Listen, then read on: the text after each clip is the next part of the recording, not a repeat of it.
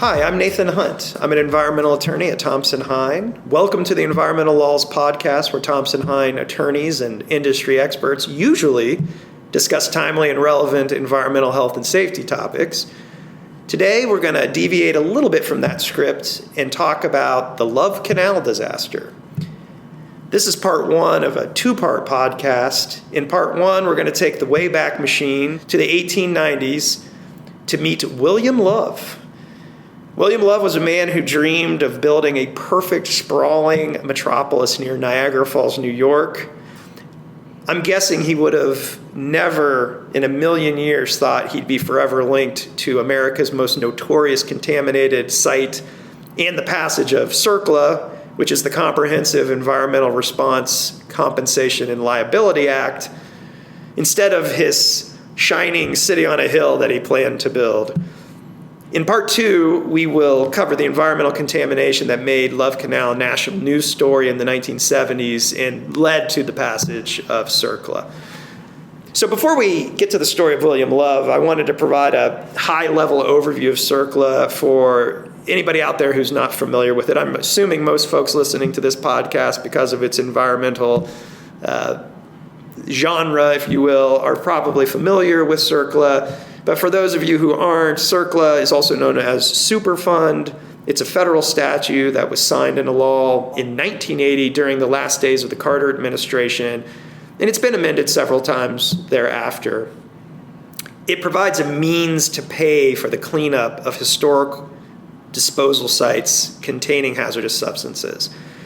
CERCLA holds current and past owners and operators of disposal sites, companies that arranged to have waste sent to such sites, and companies that transported waste to these sites and selected them as the disposal site, strictly liable for cleanup costs of the sites. Here's an example. If I'm a company and I arrange to have hazardous substances disposed at a site, which later becomes subject to a CERCLA response action, my company can be held legally responsible under CERCLA for all of the site cleanup costs, even if I only sent a small amount of waste to the site. Now, I have the recourse of suing other responsible parties, such as current or former owners of the site or other companies like me who sent waste to the site for disposal, to make them pay their fair share of the cleanup costs. CERCLA's broad, strict liability scheme was necessary to create a large pool of viable, responsible parties to pay to clean up these historical disposal sites, which oftentimes had been abandoned or had been closed for decades, and there was really no one immediately tied to the site who was around who could pay to clean it up. Or maybe the company that owned the site was defunct and couldn't pay for it anyway. But you now could turn to folks who sent waste there, who arranged to have waste sent there, to pay for the cleanup because they contributed to the problem. And if there was no viable party to pay for the cleanup, US EPA could use money from the Superfund to pay for the cleanup, which is essentially a fund that is designed, at least was intended to be used to pay for the costs of cleaning up sites when viable parties were not available to do so. A fun fact about the Superfund is that the petroleum industry funded the Superfund originally in exchange for petroleum products not to be considered hazardous substances and subject to CERCLA. So they were able to essentially avoid liability by funding the Superfund initially. So that's CERCLA in a nutshell. Let's talk about William Love. William Love arrived in Niagara Falls, New York in the early 1890s, and he had this ambitious plan to build a perfect city, a city that he felt would rival the greatest cities in the world regarding things like size and population, culture, just about any metric you can think of. It's not clear, what William Love was necessarily doing before he arrived in Niagara Falls. Some people think he was in Tennessee or maybe in Chicago. I think he used to tell a story that he led a group of settlers across Oklahoma at one point in his life, but no one really knows what he was up to before Niagara Falls. What they do know is that he was a smooth operator. He may have been a naive dreamer too, and maybe he was a swindler. That's all subject to debate, but there is no question he had the gift of persuasion, because his idea was so ambitious, the city he wanted to build. And most people who hear the story today would say, this is crazy, it's never going to work. But at the time, he had a lot of support. He was at least a regional figure, if not a nationally known figure. And he had government support. The governor of New York was behind the project. The media loved it. They wrote stories left and right about the project. And just generally, the public was behind it. They thought it was a great idea. He was able to get funding for his project. As we'll talk about in a minute, he never was able to get enough funding, but he was able to get people to invest in this, and not just private citizens, but again, government contributions were a big part. For example, the New York government granted William Love 30,000 acres, basically 50 square miles, for the project, which was the largest tract granted in New York history, at least up to the time, and may still, in fact, be. But regardless, a huge investment of land on the part of New York, the New York government. So as I said, Love was able to raise money for the project, but he just never could raise enough. And why was this? One theory is he was the swindler I mentioned. He was perhaps pocketing a lot of the money and only spending as much as he needed to at least show the project was moving forward, although albeit very slowly moving forward. And the swindler theory is supported by his long absences from Niagara Falls. He would disappear to raise money, sometimes even allegedly going to London on fundraising trips, although a lot of people say there's really no evidence to support him ever leaving the country during this time. And he might have just been throwing the money in suitcases and going elsewhere to spend it and then coming back for more. Regardless, whether he was a swindler or he was a naive dreamer or some combination of the two, the project he was pursuing was incredibly complex and incredibly costly. And he's just was something where he was never going to raise enough money, whether he was a swindler or not, to ever get it to completion. So spoiler alert, the city was never built. The canal that would power it, that we'll talk about in a minute, was barely built. And he skipped town in 1897, never to be at least seen in the Niagara Falls area again. Maybe with a suitcase full of money, we'll never know. After Niagara Falls, he allegedly got involved in a gold mining scheme in Canada and took up residence in a place called Rat Portage, Ontario, which, for those who subscribe to the swindler theory, a very fitting location for a swindler to end up, Rat Portage. He disappeared thereafter, only to pop up again in the 1930s when he started writing articles about the need for public works projects to end the Depression, and even went so far as to write President Hoover directly about his ideas to end the Depression. Whether Hoover paid attention to any of that isn't known, but William Love certainly fell off the face of the earth after his last gasp in the 1930s. Now, the city he wanted to build, it was literally called Model City. And he wanted it to be the model city of the world.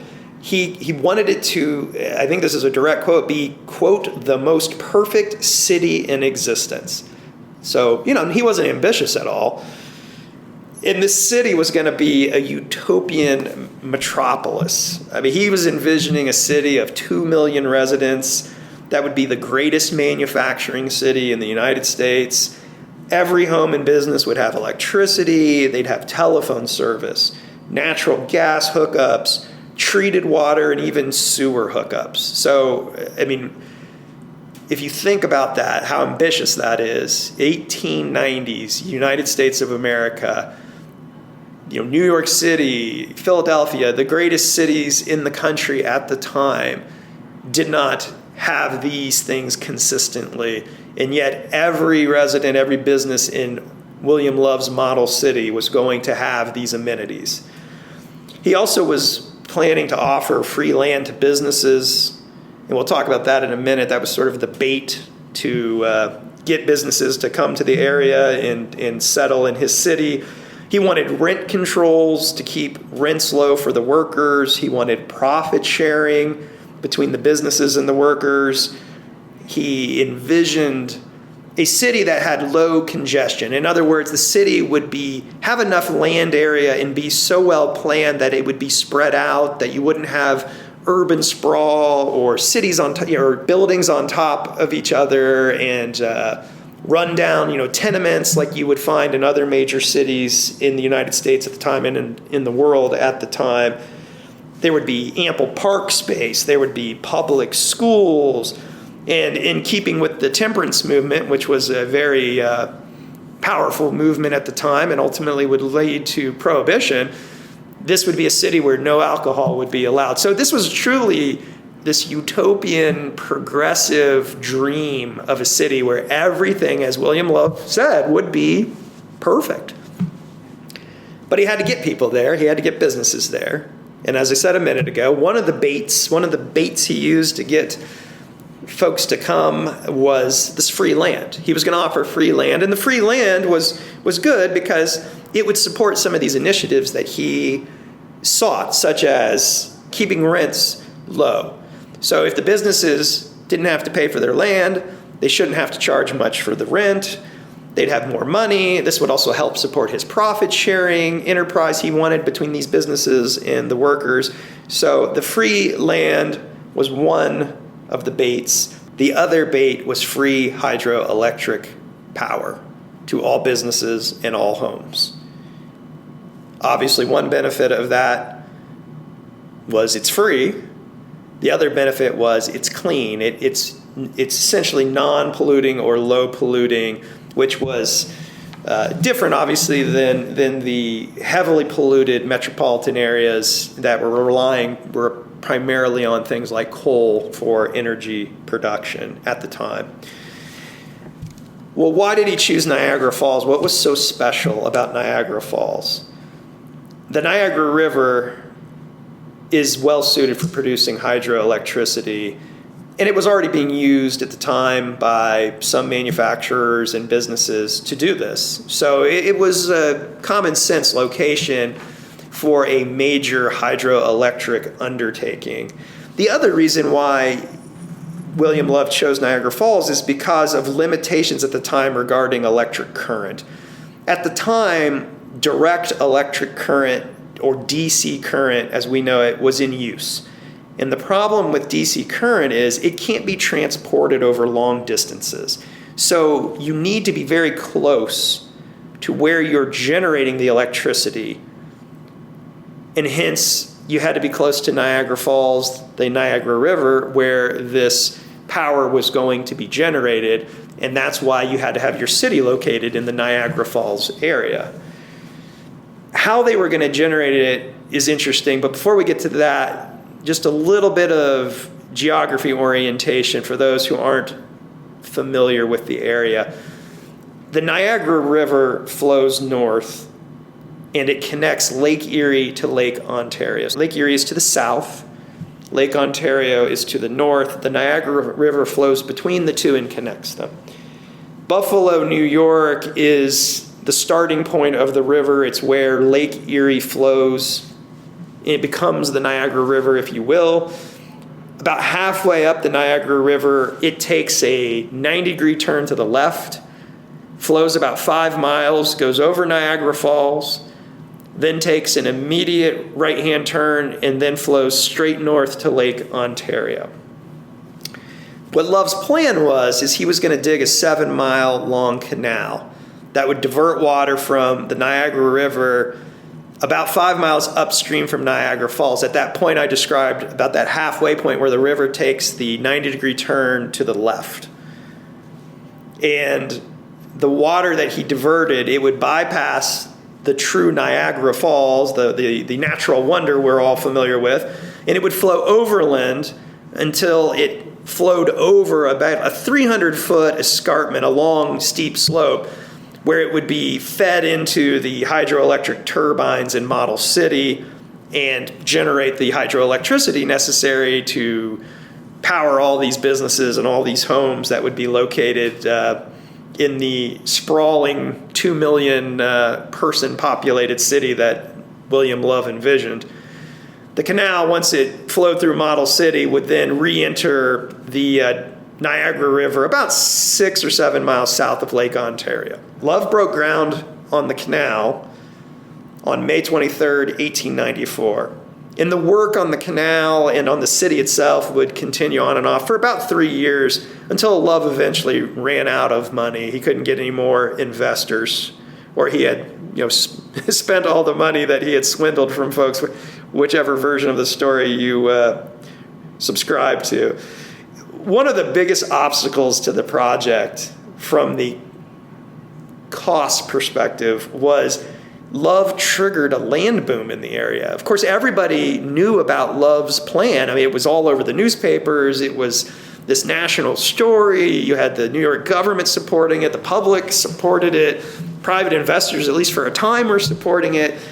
So everybody knew he needed land, and he needed lots of land.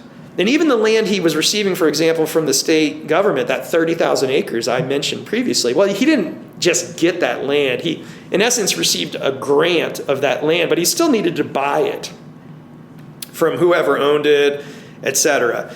And he just didn't have the money to do it because before he came to town, the cost of 1 acre of land was about $50. In the midst of his project, the land costs soared, and so there were some instances where 1 acre cost $1,000. And now the average was probably closer to around $500, but it just goes to show you how the cost of land had just skyrocketed because of Love's need for land to have his canal built, to have his city built. There also was a depression in 1893, an economic depression that was still being felt in the country, and some of the reluctance of folks to invest in Love's project was attributed to this, that folks were really seeking investments at the time that were a safe return on their money and not risky. And obviously, from what we've talked about thus far, I think risky is a good description of Love's project, at least from certainly an investment standpoint. Another factor that didn't help at all was that around the same time, Tesla, the scientist Tesla, not the car company, discovered alternating electric current. So AC current, the electric current that we all use today. And what's so great about AC current is that unlike DC current, AC current can be transported over long distances. And what this meant was you no longer needed to put your factories and your homes and cities, etc., close to where you are generating the electricity. You could now generate electricity at one point and transport at great distances to another point. So the need to move to Niagara Falls, where you had this excellent source in the Niagara River for producing hydroelectric power, well, it could still be used for that purpose, but you didn't need to have a city there because you didn't need to have the city close to the source of power since you had AC current now. And then the last nail in the coffin was probably the Burton Act of 1907. So after Love skipped town in 1897, his project still lingered on for about a decade. There were different groups of folks who tried to jumpstart it and would do a little more work on it, and they would run out of money, much like Love did. But in 1907, as I said, the Burton Act was passed by Congress, and the Burton Act prohibits diversions, at least additional diversions, I should say, of water from Niagara Falls. So what this means is that the canal that was going to be the heart of Model City, that was going to generate this electricity that was going to power the homes and the businesses. Well, it couldn't be built anymore because it would have diverted water from the Niagara River, which the Burton Act made illegal. So that was the end of Love's plan. His legacy is that he did build a little bit of the canal. He built a stretch of canal that was a little less than a mile long. It was about 80 feet wide and 15 feet deep. It didn't get used for anything. It wasn't actually connected to the Niagara River. It did eventually fill with water, and local folks would use it as a swimming hole in the summertime and use it as a skating rink in the wintertime. So it basically became a recreational facility, if you will, until about the 1920s, and that's when the city of Niagara Falls began using the canal as a landfill. In 1942, it was purchased by the Hooker Chemical Company, who used it to dispose of approximately 20,000 tons of drummed hazardous waste. They had filled it up by 1953, so Hooker Chemical, in keeping with the times, they covered it up with dirt, and they sold it to the city. Sold it to the city for $1. Now, the city was fully aware of the chemicals Hooker had placed in the ditch. It was even something that was memorialized in the deed. But that didn't stop the city from developing the area. And from roughly 1953 to 1970, a blue-collar neighborhood of about 100 homes and even a school had been built on and around the former landfill. It was in 1976 that the real problems that lead to the Love Canal, we all know about the toxic waste dump Love Canal, started occurring. This is when waste from these drums that Hooker Chemical had buried started escaping from the drums and leaching out of the ground, leaching into people's basements, into their homes. And this is also the point when soon thereafter, most Americans, any American who watched the news or read the newspaper, had heard the name Love Canal and knew it was a toxic waste dump. So that's probably a good point to stop. In part 2, we're going to cover the environmental contamination I just alluded to that made Love Canal a national news story and ultimately led to the passage of CERCLA. Thanks for listening to part 1, and I hope you'll join us for part 2.